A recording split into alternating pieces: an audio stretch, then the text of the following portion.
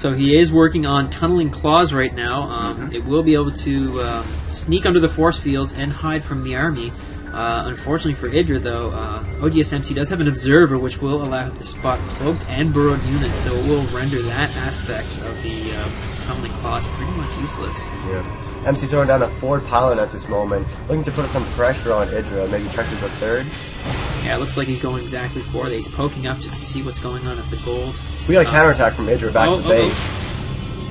Forcing MC to pull his army back. This is really good, giving Idra a bunch of time to create the amount of units they need to defend. And it looks like, I guess this pylon is blocking the way, so he's killing his own pylon so he can sneak through and get his army out. And Idra, again, hiding more units in the back just to poke in for any counterattack that may eventually happen. Definitely. And we do see that in the center, we see transferring workers, and we do see an attack commencing, and another very aggressive forward pylon. Nice force field blocking the Roaches from attacking. Roaches do not have a clear path to attack the Protoss army. And it looks like the Spine Crawler is just out of range to defend any of this attack, and oGsMC is in a great position and does lose the third.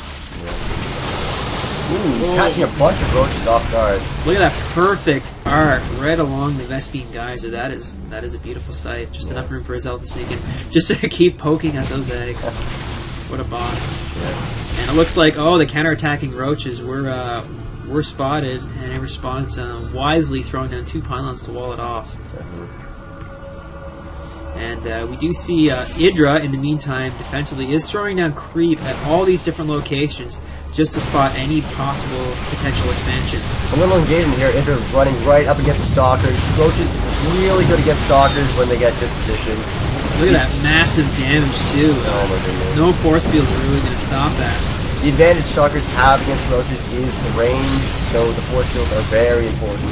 In this situation, force fields not doing too much there. Right now, we do have an Immortal joining the fray. That Immortal could, it will ward off the Roaches. Immortals do extra damage towards armored units, which Roaches are.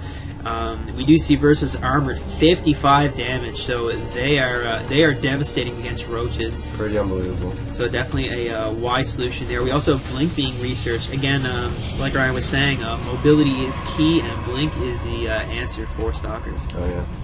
And we do see oGsMC now taking a gold base of his own. There's no other base for him to really take right now. They're all covered in creep, and that seems to be the, even though the riskiest, probably the most profitable place to take right now. Yeah. Idra needs to deny this gold, though. If the gold goes up for the Protoss player, Idra's going to be in a really bad spot. He needs to be bases ahead, and at the moment, he's only even.